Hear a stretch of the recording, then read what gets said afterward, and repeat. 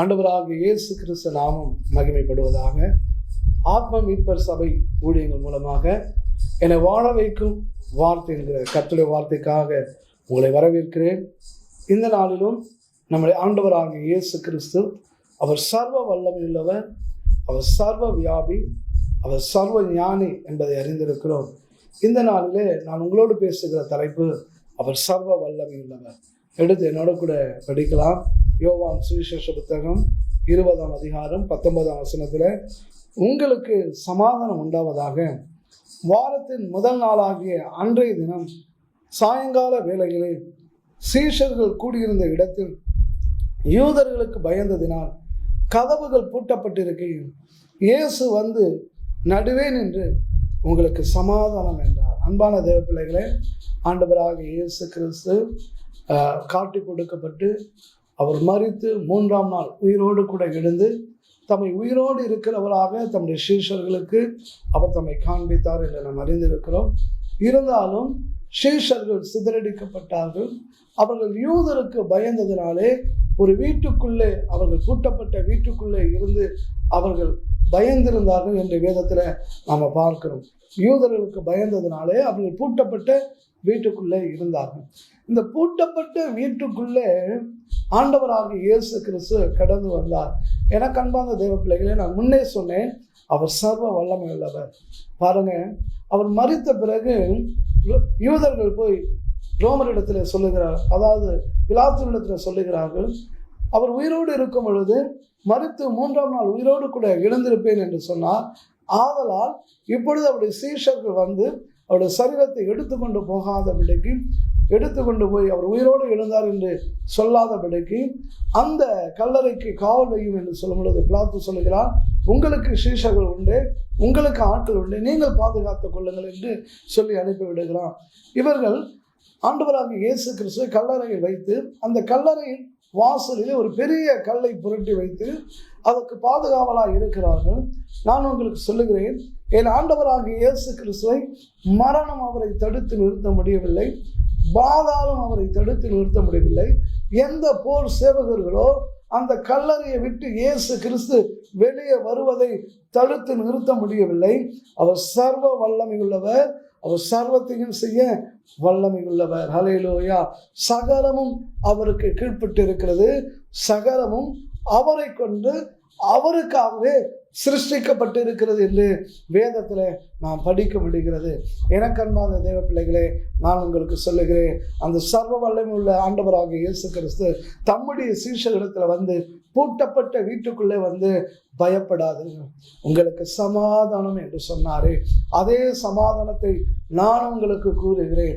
வெளியே வர முடியாதபடிக்கு பயந்து வீட்டுக்குள்ளவே வாழ்ந்து கொண்டிருக்கிறீர்களா? அன்பான தேவ பிள்ளைகளே, உங்களுக்கு சமாதானம் உண்டாவதாக. நீங்கள் பயப்படாதீர்கள். நீங்கள் எதிர்பார்த்திருக்கிற எந்த விதமான பொல்லாப்பும் நேரிடாதபடிக்கு கர்த்தர் உங்களை பாதுகாப்பாராக. தீமை உங்களை அணுகுவதில்லை. அன்பான தேவ பிள்ளைகளே, யூதர்களுக்கு பயந்து இவர்கள் வீட்டுக்குள்ளே இருக்கிறார்கள். இயேசு கிறிஸ்து அந்த வீட்டுக்குள்ளே வந்து அவர்களை சமாதானப்படுத்துகிறார், அவரை தைரியப்படுத்துகிறார். அந்த வீட்டுக்குள்ளே இயேசு வருகிறார், அவர்களுக்கு சமாதானத்தை சொல்லுகிறார், தைரியப்படுத்துகிறார். இருந்தாலும் அவர்கள் பலப்பட்டதாக இல்லை, மீண்டும் அதே பயத்துக்குள்ள இருக்கிறது போல நாம் காண்கிறோம். 26ஆம் வசனத்தில் 8 நாளைக்கு பின்பு மீண்டும் இயேசு வருகிறார். முதல் முறை வரும் பொழுது தோமா இல்லை, இப்பொழுது தோமா அந்த வீட்டுக்குள்ளே இருக்கிறார், வீடு பூட்டப்பட்டு இருக்கிறது. இப்பொழுதும் இயேசு வந்து சொல்லுகிறார், பயப்படாது, உங்களுக்கு சமாதானம் உண்டாகும், உங்களுக்கு சமாதானம் உண்டாவதாக.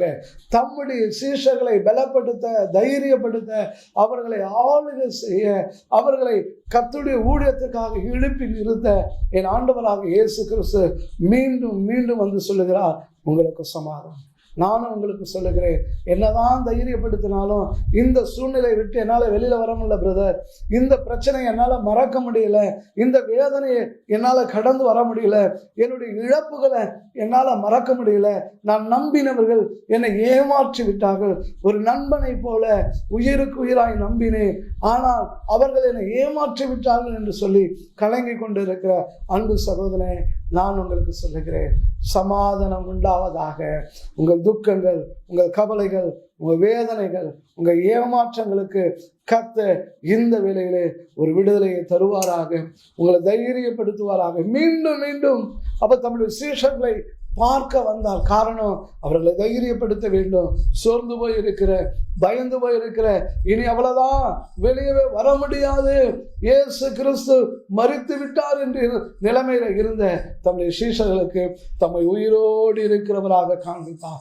40 நாளளவும் தம்மை உயிரோடு இருக்கிறவராக அநேக திருஷ்டாந்தங்களினாலே தம்முடைய வல்லமைகளை அவர் நிரூபித்து கொண்டிருந்தார். எனக்கு அன்பார்ந்த தேவ பிள்ளைகள், நான் உங்களுக்கு சொல்லுகிறேன், நீங்க தைரியமாக வரைக்கும், நீங்க பலனடைகிற வரைக்கும், நீங்கள் எழும்பி பிரகாசிக்கிற வரைக்கும் கர்த்தர் உங்களை பலப்படுத்தி கொண்டுதான் இருப்பார். கர்த்தர் உங்களை தைரியப்படுத்தி கொண்டுதான் இருப்பார். கர்த்தர் உங்களுக்கு கிருபைகளை வழங்கி கொண்டுதான் இருப்பார். ஆனால் சர்வ வல்லமை உள்ளவர் என்று வேதத்தில் நாம் வாசிக்க முடிகிறது. ஆபிரகாமை பார்த்து தேவனாகிய கர்த்தர் சொன்னார், நான் சர்வ வல்லமை உள்ள தேவனாகிய கர்த்தர், எனக்கு முன்பதாக நடந்து கொண்டு நீ உத்தமனாயிரு. ஆபிரகாமுக்கு சர்வ வல்லமை உள்ளவராக, எல்லாவற்றையும் செய்ய அதிகாரமுடையவராக வெளிப்பட்ட கர்த்தர் இன்றைக்கு நமக்கும், நம்முடைய பிள்ளைகளுக்கும், நம்முடைய குடும்பத்துக்கும் கர்த்தர் சர்வ வல்லமை உள்ளவராக இருக்கிறார். நான் முன்னே சொன்னேன், பாதாளம் அவரை தடுத்து நிறுத்த முடியவில்லை, மரணம் அவரை தடுத்து நிறுத்த முடியவில்லை. எந்த போர் சேவகர்களோ அவர் அந்த கல்லறையில் இருந்து வெளியே வரக்கூடாதபடிக்கு தடுத்து நிறுத்த முடியவில்லை. எதை ஒன்றும் அவரை தடுத்து நிறுத்த முடியவில்லை. காரணம், அவர் சர்வ வல்லமை உள்ளவர்.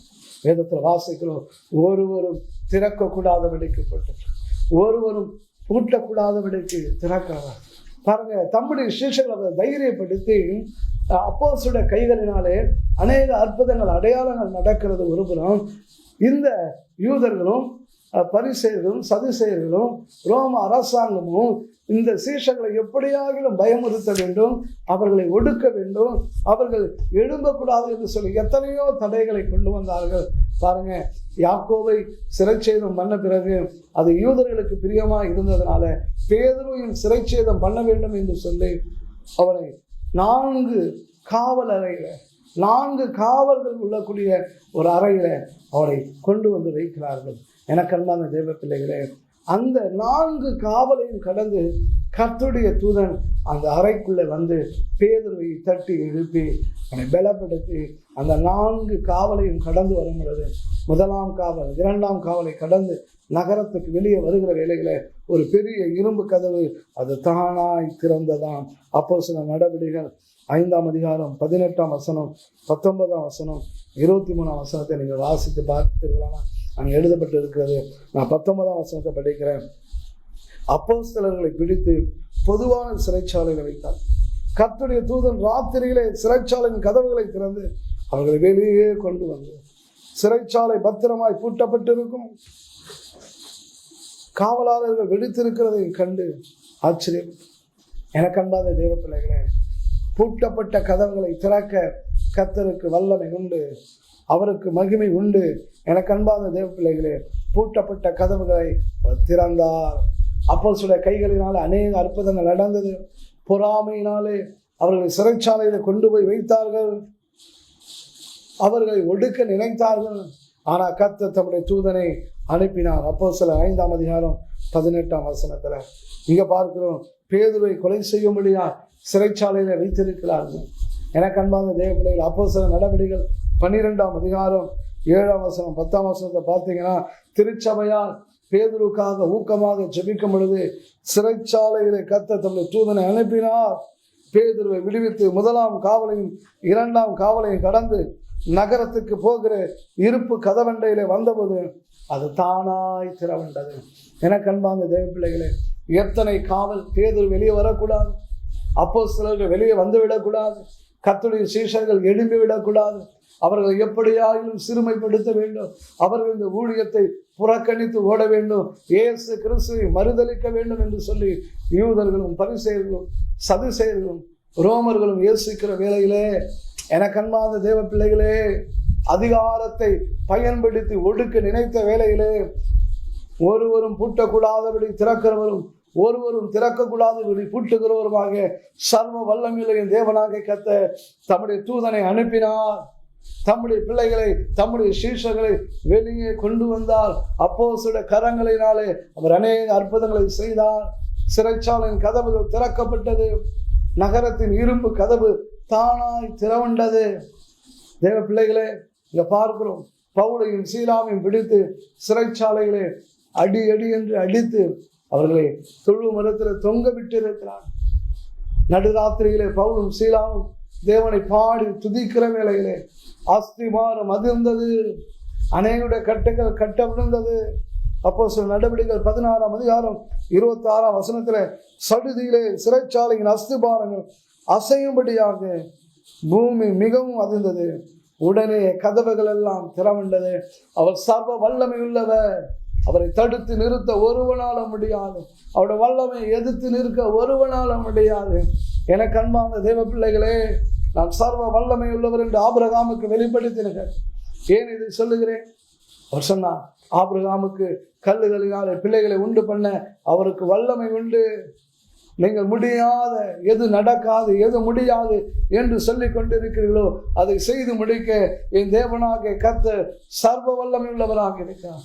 என் ஆண்டவராகிய இயேசு கிறிஸ்து அவர் சர்வ வல்லமை உள்ளவராக இருக்கிறார். எகிப்திலிருந்து விடுதலை பெற்று புறப்படுகிற வேளையிலே சிவந்த சமுத்திர தண்டையில் வந்து நின்று கொண்டிருக்கிறார். மறுபுறம் பார்வோனுடைய பிரதானமான 600 ரதங்கள் கர்த்தருடைய பிள்ளைகளை துரத்தி கொண்டு வருகிறது. ஜனங்கள் எல்லாம் பரிதபித்து முறுமுறுக்கிற வேலைகளை, மோசைக்கு விரோதமாக பேசுகிற வேலைகளை மோசே கர்த்தரை நோக்கி பார்க்கிறான். கர்த்தர், மோசே, உன் கைகளில் இருக்கிறது என்ன கோல்? அதை எடுத்து சமுத்திரத்துக்கு நேராக சமுத்திரத்தை 2ஆய் பிளந்து வெட்டாந்தரையிலே நடக்கிறது போல இஸ்ரவேல் ஜனங்கள் நடந்து போனார்கள். அவர்களை பின்தொடர்ந்த பார்வோனுடைய சேனை தண்ணீரிலே முழுகி மாண்டு போனது. தம்முடைய சத்துருக்கள் இல்லாதபடிக்கு கர்த்தர் எல்லாவற்றையும் சங்கரித்து போட்டார். எனக்கு அன்பான தேவ பிள்ளைகளே, அவர் சர்வ வல்லமை உள்ளவர். அவரால் எல்லாம் செய்ய முடியும். ஒரு மனுஷனை முறியடிக்கிறது போல மீதியானியரை, அமலேக்கியரை, கிழக்கத்தை புத்தரை முறியடிப்பாய் என்று சொல்லி கிதியோனுக்கு வாக்கு பண்ணினார். கிதியோனை எதிர்த்து வந்த கூட்டம் திரளான கூட்டம், கடற்கரை மணலை போல ஜனங்கள் இருந்தார், எண்ணிக்கை இல்லாதிருந்தார்கள். அவளை எதிர்க்க முடியுமா? கிதியோன் பயப்படுகிற வேளையில சர்வ வல்லமையுள்ள கர்த்தர் ஒரே மனுஷனை முறியடிக்கிறது போல நீ முறியடிப்பாய். அவர் சர்வ வல்லமை உள்ளவர். அவர் சர்வ வல்லமை உள்ளவர். இன்றைக்கு உங்களுக்கு நான் சொல்லுகிறேன், அந்த சர்வ வல்லமை உள்ள தேவன் உங்க வாழ்க்கையில சமாதானத்தை கட்டளிடுவார். உங்க குடும்பத்தில சமாதானத்தை கட்டளிடுவார். எல்லா பயத்துக்கும் நீங்களாக்கி உங்களை விடுவிப்பார்.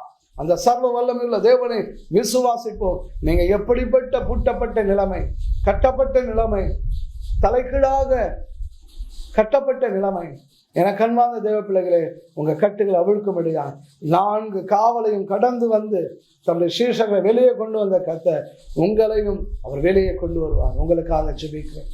அன்பின் பரலோக பிதாவே, நன்றியுள்ள இருதயத்தோடு ஸ்தோத்திரம்.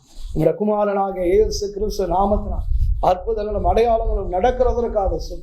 தேவரே, நீ சர்வ வல்லமை உள்ளவர். தேவரே, நீ சர்வ வல்லமை உள்ளவர். நீ செய்ய நினைத்தது தடைபடாதப்பா. பயத்தோடும் திகிலோடும் இருக்கிற உங்களுடைய பிள்ளைகளுக்கு சமாதானம் உண்டாவதாக. பயப்படாதே என்று சொல்லி சீஷர்களை தைரியப்படுத்தி 40 நாள் அளவும் தன்னை உயிரோடு இருக்கிறவராக காண்பித்து அப்போஸ்தலர்களுக்கு தம்மை வெளிப்படுத்தி அநேக திருஷ்டாந்தங்கள் மூலமாக இடைப்பட்ட கர்த்தர் உங்களுடைய பிள்ளைகள் கடந்து வருகிற எல்லா கண்ணீர், கவலைகள், வேதனைகளை விடுதலையாக்கும்படியா கர்த்தாவே, சர்வ வல்லமை உள்ள தேவன் நீர் உள்ளே வருவீரா. பூட்டப்பட்ட இடங்களிலே, கட்டப்பட்டிருக்கிற இடங்களிலே, உபத்திரவத்தை அனுபவிக்கிற இடங்களிலே என் தேவனாக கர்த்தர் கடந்து வந்து விடுதலை கொடுக்கும்படியா என்னை வாழ வைக்கும் வார்த்தை என்கிற இந்த ஜெப நிகழ்ச்சியின் மூலமாக நான் ஜெபிக்கிறேன். அப்பா, கர்த்தருடைய வார்த்தையின் மூலமாக நான் ஜெபிக்கிறேன். அற்புதங்கள் நடப்பதா மீட்பர் இயேசு கிறிஸ்து மூலம் ஜெபிக்க நல்ல பிதாவே. ஆமென்.